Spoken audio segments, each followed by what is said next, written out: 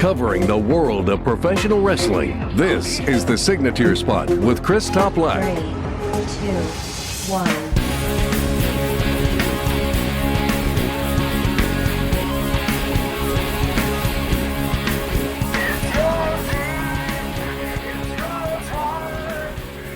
Thank you very much for tuning into the latest episode of The Signature Spot with Chris Toplak. As always, I greatly appreciate your ongoing support. This is the first episode of the show in 2019. So I hope you had a great holiday season, and I wish you a very prosperous 2019.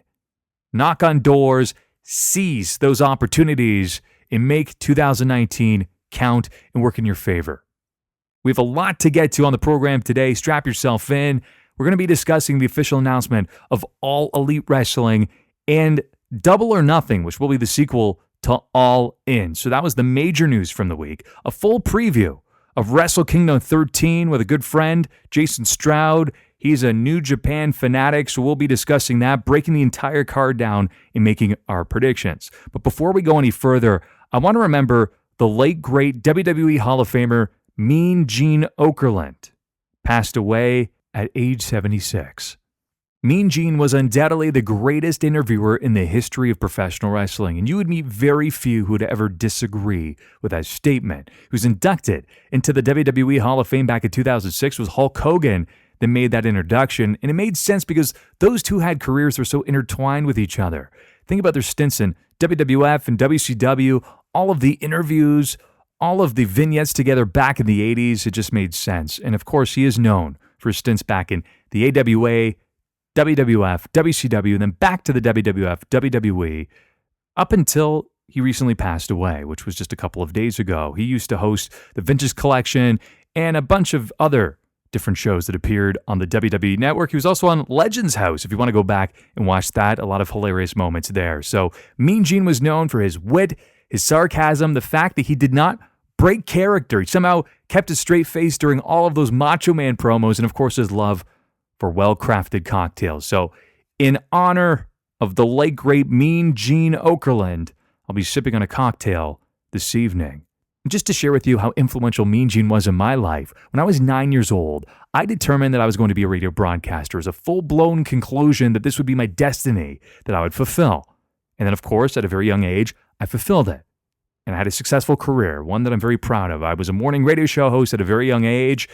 And really, the reason why I wanted to do it was because of wrestling announcers. They made it so cool. I wanted to embody them, and I listened to them and watched them every single week. And one that I was drawn to was Mean Gene. He had the golden voice, he was composed, and always professional. So without him, I'm not sure I ever would have gotten into radio broadcasting, which parlayed into voiceover acting and also podcasting. So Mean Gene, this show is for you, and I hope that you thoroughly enjoy the reunion with Gorilla and Bobby. Your weekly recap. Normally I would cover this during the industry news and rumors portion of the program, but this was arguably the hottest topic of the past several months, and also one of the worst kept secrets as well. On January 1st, just after midnight PST, it was announced by several wrestling websites and officially confirmed during Being the Elite that the heavily rumored All Elite Wrestling will become a reality. Let's break this down further. All Elite Wrestling will become a pro wrestling promotion that will feature the likes of the Young Bucks, Cody and Brandy Rhodes, Adam Page, along with Frankie Kazarian, Christopher Daniels, and Scorpio Sky. That's who we have so far. It's highly likely that many other names are connected to this new promotion, but just not officially signed or confirmed. Tony Khan, who co-owns the Jacksonville Jaguars, will serve as president. Tony is the son of Shahid Khan, who commands a net worth between $6 to $7 billion. He's doing just fine. Pro Wrestling Sheet reported that Cody, along with Nick and Matt Jackson, will serve as executive vice presidents. Brandy Rhodes confirmed that she will be the chief brand officer. Perhaps Pharaoh will be the head of talent relations. Perhaps the most important piece of the puzzle is securing a television deal. Dave Meltzer of the Wrestling Observer recently noted that AEW is in talks with a handful of television companies, though there is not a current deal in place. But Tony has some great connections in the television broadcasting industry. Now, how will this impact the relationship with other promotions? Meltzer also noted that All Elite Wrestling is hoping to establish a working relationship with New Japan Pro Wrestling. Furthermore, it was also announced via the All In Twitter account that a special fan rally will be taking place on January the 8th in Jacksonville, Florida, in support of the Double or Nothing event, which is all but expected to be a sequel to All In, which took place back in September. It was a huge success. This rally will take place at 5 p.m. in the East in the parking lot of the TIAA Bank Field. All the names I mentioned earlier will be present, and there will also be a special announcement from the Being the Elite crew. Who knows what that could be, but you can live stream it via the Being the Elite YouTube channel as well as the AEW Wrestling Twitter account. Perhaps most intriguing of all is the fact that this rally will take place mere blocks away from SmackDown Live. Now, here's a big lingering question. What will Kenny Omega's involvement be in the promotion? That is not quite clear as of yet. But I can tell you at this very moment, this is massive news. I even ordered an AEW sweater from ProWrestlingTees.com. When it arrives, I'll take a photo. I'll upload it to the old Facebook page and Twitter account. But think about this for a second. 2019 Pro Wrestling. If the WWE, so specifically Raw, SmackDown, NXT, NXT UK, 205 Live, all their one-off specials. You have Impact Wrestling, ROH, New Japan Pro Wrestling, MLW, a whole bunch of other promotions, and now AEW. That means that there are many viable alternatives in the market today. This is a big win for wrestling fans and also a big win for everybody involved in the professional wrestling industry. It's exciting. So we go from that major groundbreaking announcement to Monday Night Raw. I missed it. It took place on New Year's Eve. I had some dinner plans, but I did rewatch it via Hulu, and I enjoyed the interaction between Seth Rollins and Triple H. They're already planting the seeds for Lesnar versus Rollins at WrestleMania 35. That is the match to make. Rollins is the one to dethrone him as the new Universal Champion. Apollo Crews was given the opportunity to not only shine in the Fresh Start Battle Royal, but also against Dean Ambrose in the co-main event for the Intercontinental Championship. And while Crews controlled the majority of the match, I didn't ever feel that Dean was realistically going to lose or he was in a fair bit of trouble, so it lacked a bit of tension in that regard. But physically, Apollo Crews has all of the tools, but just lacks charisma, mic skills, and really that ability to connect with the audience. But that being said, I'm happy to see he's receiving the opportunities to prove himself. I believe he's going to continue to do so. Over to SmackDown, we had Rey Mysterio versus Samoa Joe versus Mustafa Ali, who has just been surprising everybody already in the main event on SmackDown, versus AJ Styles versus Randy Orton, and it was a solid main event. And this marks the third year in a row where AJ Styles will compete in a non-Royal Rumble World Championship match. He's going one-on-one with the new Daniel Bryan. And I'll have something to say about AJ Styles momentarily. Sonya Deville's confusing finisher. Let's talk about that for a second. It was intended to be the Shoden, I believe is what it's called. I've seen it many times in Japan. Of course, it's pretty prominent in video games. Matt Morgan used to use it as a finisher. So when done correctly, she would have picked up Naomi into a suplex position and then took her down into a rock bottom slam. Now, sadly, she did not put her arm in front of her, and Sonya took the brunt of the damage, and it appeared that Naomi landed a counter DDT. That was not the fact. And I've noted in the past that Sonya is still a little bit green, and this was another example of it. She still possesses plenty of potential, and I'm confident she will continue to improve, but as I noted in the past, maybe she was called up just a little bit too soon. And I'm not just pointing to this one indication here, but there have also been another couple of examples in the past. She's just not necessarily comfortable on the microphone, but again, she will eventually get there. Love or hate him, John Cena brings an undeniable energy to WWE television that few could or can ever match. I love the fact that Becky Lynch ran him down in a promo, basically stating, "It's my show, I'll have you here anytime," and then later threw him out of the ring when they teamed up, and then she forced Zelina Vega to tap out to the Disarmer. And then when John Cena extended his hand for a handshake, basically to say, "Great match, loved what you did," Becky Lynch pulled back and did the old "you can't see me" hand gesture. Loved it. Few other observations. I'm still waiting to see the new AJ Styles. He promised this. We didn't see it necessarily this past week on SmackDown. Perhaps leading up to the Royal Rumble, we will see that aggressive edge, that pit bull in AJ Styles. Something else, the crowd reaction was obviously edited in because it made the show difficult to watch with the sound on. It was very noticeable during Rusev's corny jokes that they produced that piped in unnatural laughter. Moving over to NXT, it was mostly a recap show that I still highly recommend you go back and you watch because it featured many of the best matches, feuds, and moments from 2018. The one new match featured Matt Riddle versus Cassius Ohno. I thought that was a pretty solid match, and somehow, some way, that feud continues, but again, they're telling quite a compelling story there. The latest industry news and rumors. Dave Meltzer of the Wrestling Observer is reporting that Britt Baker has signed with All Elite Wrestling. She previously appeared at All In and competed against Madison Rayne, Chelsea Green, and Tessa Blanchard. There's also speculation that Bill Goldberg, yes, that Bill Goldberg, is one of the major names that is currently in talks with All Elite Wrestling. Goldberg and the Double or Nothing Twitter accounts are following each other. That doesn't seem like a coincidence. And this is credited to agent Barry Bloom, who also works with Jim Ross and Chris Jericho, two other names that are rumored to be associated with All Elite Wrestling. MLW continues to make some major moves. Davey Boy Smith Jr. has officially signed a multi-year deal with the promotion. Smith has formed the New Era Hart Foundation alongside Teddy Hart and Brian Pillman Jr. ROH has announced the debut of the newly signed Bandito. It will be taking place at Honor Reign Supreme on January the 13th. His opponent, PJ Black. Bandito will be one to watch in 2019. Speaking of Ring of Honor, they are partnering with NWA for the Crockett Cup. NWA made the following statement. On April 27, 2019, the National Wrestling Alliance, in association with the Crockett Foundation, will partner with Ring of Honor Wrestling to bring the classic tag team tournament, the Crockett Cup, back to North Carolina. Up next, I'm joined by my good friend and New Japan Pro Wrestling enthusiast Jason Stroud as we preview the entire Wrestle Kingdom 13 card and provide you with our predictions. Our topic of the week. Wrestle Kingdom 13 takes place this coming Friday, January the 4th, if you're keeping track, from the Tokyo Dome in Tokyo, Japan. Start time, buckle yourselves in, 3 a.m. in the East. You can watch it on Fight.tv, also NewJapanWorld.com. Those are your two best bets. The card features 10 total matches, with 8 of those bouts being contested for championships. It's a bit much, but we've grown to expect it. And joining me is the great Jason Stroud. We go way back, my friend, and I know that you live and breathe New Japan Pro Wrestling.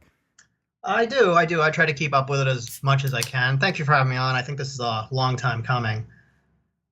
It's a reunion that has been a long time coming. So if you don't know, now you know that Jason and I used to co-host radio shows. Seriously, it was like 12 years ago, back in college. And I'm jabronis. Some youngins. And we were on a hip-hop station and representing, who was on there? Like Akon and some terrible yet amazing songs that we had to basically sell. Some local artists, Classified and some shall not be named. Exactly. I don't want to give them the publicity for that. but nevertheless, it has been a long time coming. It's great to have you on. And as I noted, and I do mean this, you live and breathe New Japan Pro Wrestling, and I actually credit you for really bringing me back into the fold a couple of years ago as well.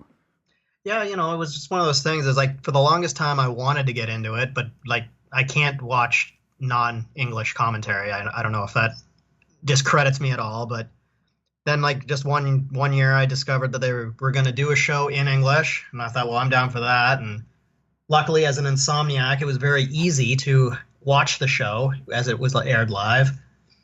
And from there, I've just always tried to keep up with the show as best I can. Shows in California have definitely helped me keep up with it more often.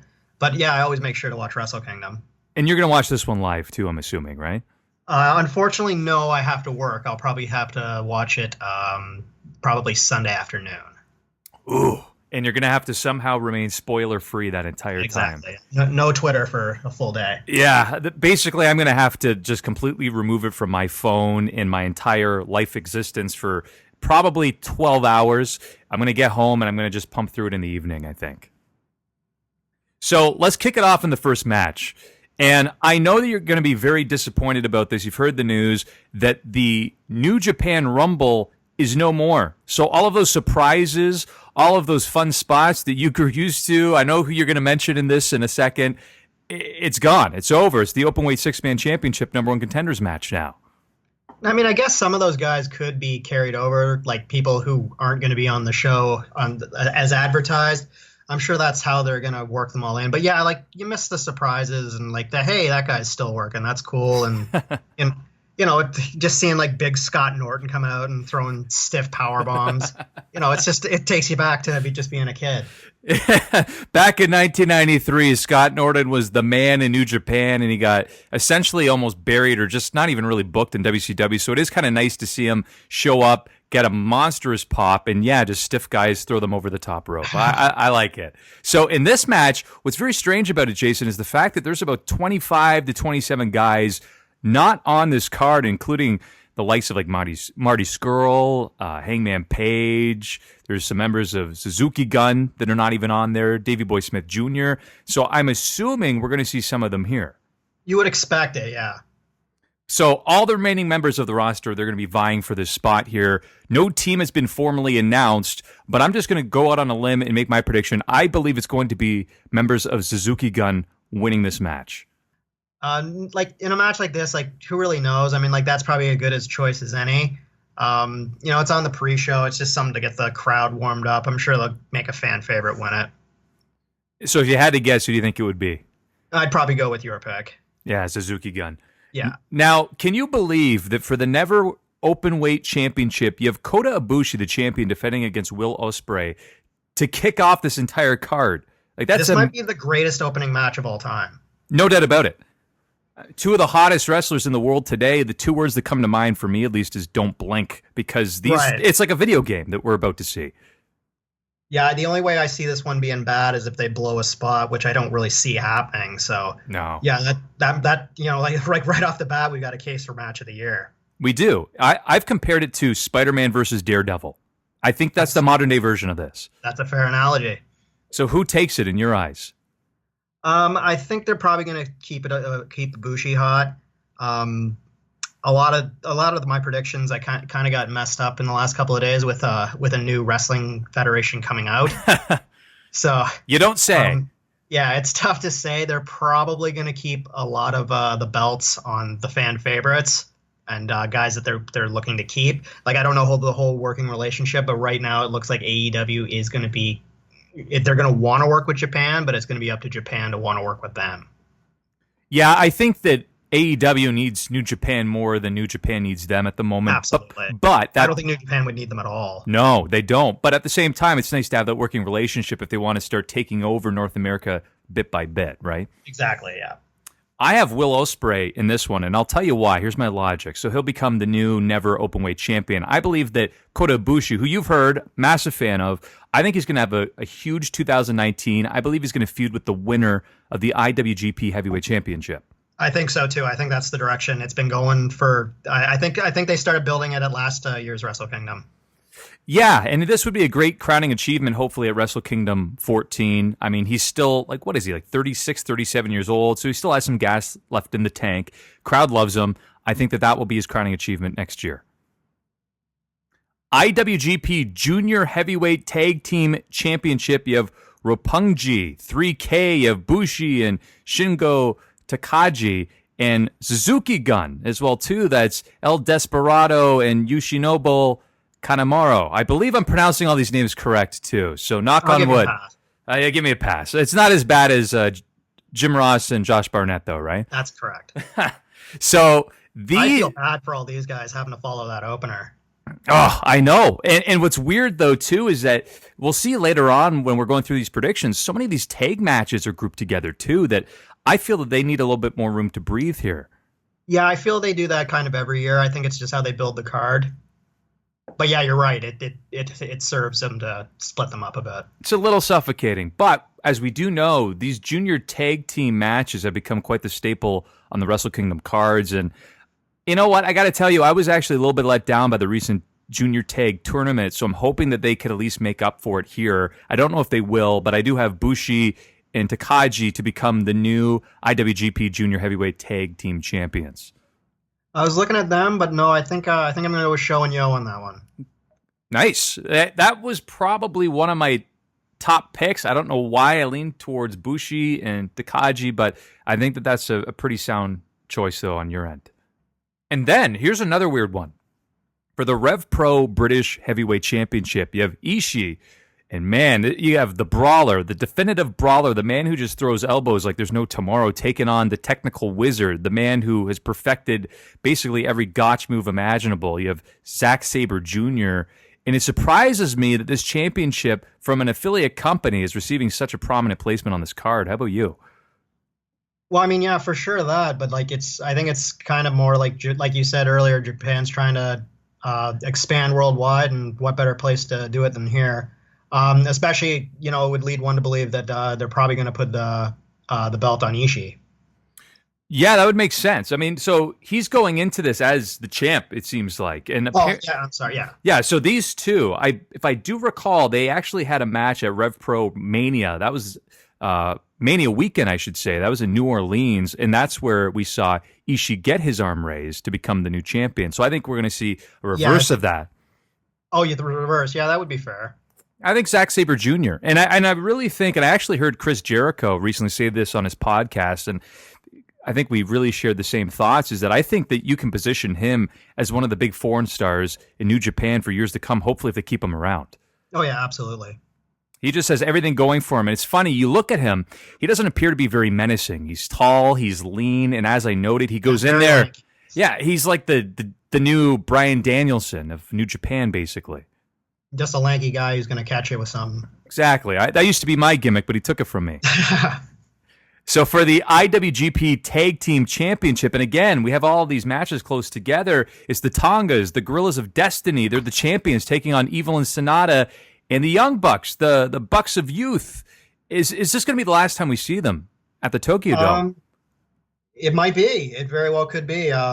They're not, from what I understand, they're not with AEW yet, but Cody is, so one could probably guess that it's just a matter of time. So with that said, I mean, they're gonna give it their all. It'll be a great match, but I can't see them taking the belts off God. No, I have the Gorillas of Destiny retaining. Evil and Sonata, I gave them a look. They earned this opportunity, I believe it was at the World Tag League tournament, but at the same time, I think the Tongas are going to be around for a while. They seem like a logical choice to retain here. And then you have two foreigners going up against each other. This is a rematch for the IWGP United States Championship. I think this one should be a no-brainer. It's Cody the champion taking on the very improved Juice Robinson. And probably, if you look at the arc of his career, probably the most improved wrestler going today. Absolutely. And more than anything, and I mentioned this on my year-end show, perhaps the most natural and passionate on the microphone you have in any organization at the moment, too. Yeah, and one of the more entertaining.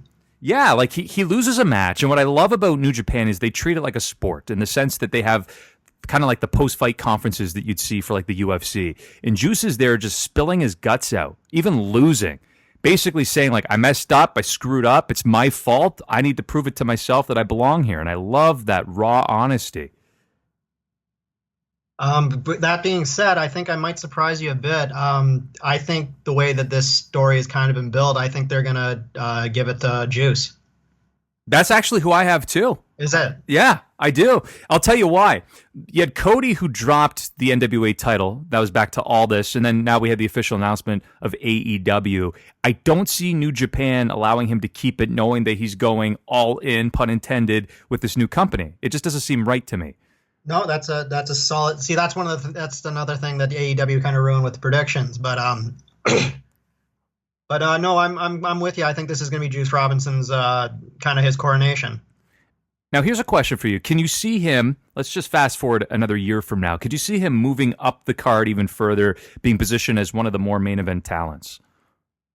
I could maybe see him as a junior heavyweight. I don't know if I'd put him as far as to say he'll ever main event. He's deceptively big, though, too. Yeah, he is. I mean, and he could easily, he could easily get like a similar look to kind of Omega.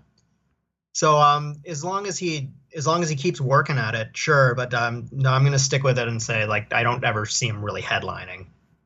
So interesting. I do have Juice Robinson. Yo, absolutely. So we go from that match, and again, it just feels like championship match after championship match is for the IWGP Junior Heavyweight Championship. It's Kushida, the champion, defending against Ishimori. So these two, I believe they actually fought each other. 2016 Super J Cup, and that was a match I was a big fan of. Yeah. Yeah, it's another, like, we've got more match of the year candidates than we ever have, and that's saying a lot for Wrestle Kingdom because that's usually what we got. But yeah, it's another real tough pick. They're probably going to leave it on Kushida though, just because I don't see too many. A couple of the belts are going to change hands for sure, so I don't know if this is one of the ones they'll go with.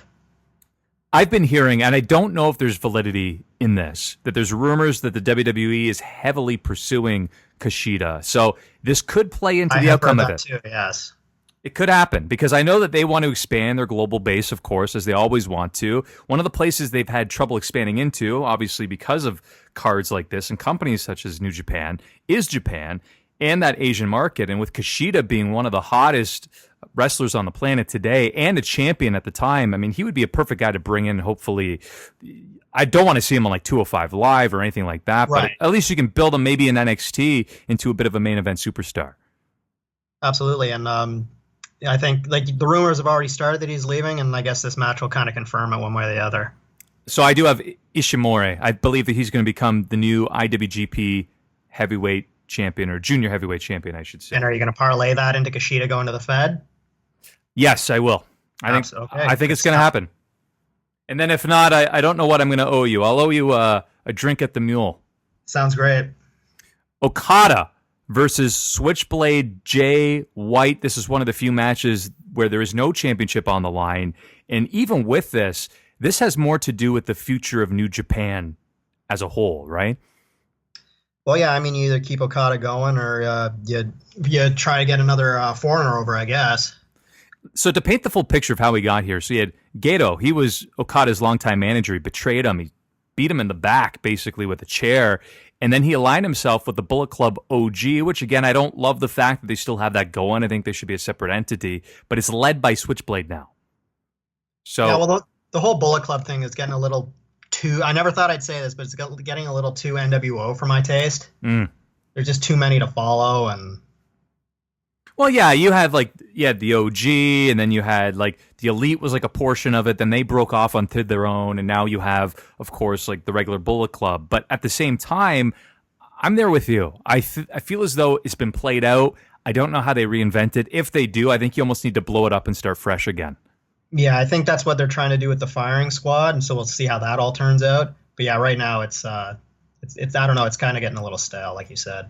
But you have a couple of the original members, or at least in the early years, that are still there, and we just never really see them anymore. They just make their appearances, they interfere, and then that's it. But I think that that's played out too, because then we're getting into that whole, as we noted, Scott Norton or Vincent scenario, where it's guys that they'll job out on Nitro, they'll show up, they'll interfere in a main event, and then that's it. Wipe your hands clean. But as you can imagine, Okada, he's out for revenge, and I'm going to go with Okada. Yeah, that's who I have as well, too. I think he's going to overcome the odds. There's going to be some interference. There's going to be a lot of wheels in motion, but Okada is going to be the guy that wins the match. Too much on the line for him. Next up, I don't know how he got up so high on the card yet again. For the IWGP Intercontinental Championship, you have the Renaissance Man himself, Chris Jericho, taking on Naito. That is going to be a hell of a match. Seeing as Zack Sabre Jr.'s are on the card earlier, I'm going to suspect that we're going to see a different style of Chris Jericho. I don't think we're going to see a very mat-based Chris. I think he's going to, I think he's probably going to go to a brawl, which was closer to their first match. I adore Naito. I think he's great. I think he's got a great look. I think he's a great worker. This is going to be a hell of a match, and I'm going to pick Naito to win. That's a great choice. That's who I have as well, too, to become the new IWGP Intercontinental Champion. And I just want to note as well, too, what I love about him, if you translate his entire, basically, promo from Japanese to English, it's menacing, it's heartfelt. I love it. I think he's one of the most believable characters in all of professional wrestling. Yeah, absolutely. He's great. And I also love the fact, too, he didn't even care about the championship when he had it. He'd kick it around, throw it around. He just wants revenge on Jericho. Yeah. So it's going to be a violent affair either way. And I do believe it deserves to be a co-headliner. And also interesting, Jason, does Chris Jericho follow suit and head over to AEW as well, too? Well, Chris Jericho does what Chris Jericho wants to do. I'm not brave enough to predict his future. I might be going on his cruise, actually. Oh, yeah. When he announces that, I figure, why not? That could be one of those opportunities of a lifetime to just hang out with the cream of the crop. It could be the last time they're all together, too. Absolutely. So, it's the main event, the main attraction. I'm looking forward to this one. It's the IWGP Heavyweight Championship. It is the cleaner, Kenny Omega, the champion, defending against Tanahashi. This is actually the first main event in roughly 6 years not to include Okada, for the record. It'll be okay. I think it will be fine. No, I think those two will do a great job. That's just another easy. You could probably pencil it in now as match of the year. That's another one of those things where AEW comes into play and what Kenny's obligations to Japan are. Is he going to go to the Fed? I think there's a lot up in the air now. I think based on what happened last year, like we talked about earlier with Ibushi, kind of like we think he's going to kind of take the role of taking on who comes up next. I wouldn't be surprised if Omega retains, signed for another year, and then they do the whole breakup with the Golden Lovers. That's an excellent prediction. So I did want to note how we did get here as well, too. So we had Omega defeating Okada. That was back at Dominion in June. 65-minute, 2 out of 3 falls match. A barn burner, arguably match of the year. I chose it as match of the year. Then you had Tanahashi. He earned this opportunity after defeating Kota Ibushi to win his 3rd G1 Climax tournament. So he's already a 7-time IWGP Heavyweight Champion, considered one of the greatest in New Japan history. I don't believe he needs it, but I will note this as well, too, and this may surprise you.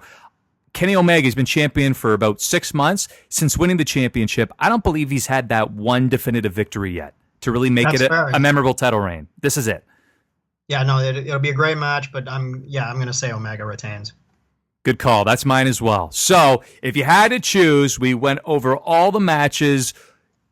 Put your money on it. What is match of the night? Oh, that is a tough one. I got to go with my boy Omega. He hasn't let me down yet. That's a sound decision. I believe I would have to go with that one. I'm actually going to give another close second here to Kota Ibushi and Will Ospreay. I believe that is going to set the tone for the evening. And as we know, there are 2 matches that are super important. It's the opener and it's the main event, and those will be the 2 best matches on the card.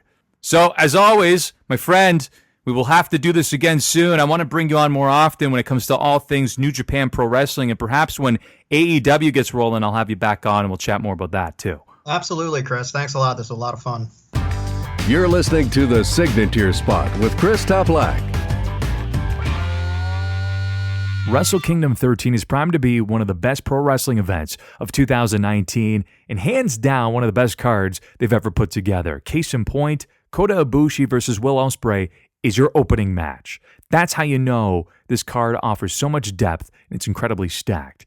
Even if you're unfamiliar with the New Japan Pro Wrestling product, I encourage that you tune in. It's going to be incredible and you will not regret it. If you do want to watch it and you don't want to watch it live, it does start at 3 a.m. in the East, but you can still watch replays of it if you go to fight.tv or njpwworld.com. I'll be watching one of them, and it's going to be incredible. Again, 10 matches in total, 8 of those bouts being contested for championships. Next week, we will recap Wrestle Kingdom 13. I'm sure there's going to be even more news from the world of professional wrestling. Of course, that rally featuring All Elite Pro Wrestling on January the 8th. So until next Thursday, happy trails to you until we meet again. This concludes another episode of The Signature Spot with Chris Toplack. For new episodes, subscribe on YouTube, Stitcher, Spreaker, iHeartRadio, or iTunes. And don't forget to follow The Signature Spot on Facebook for exclusive clips, polls, and opinions.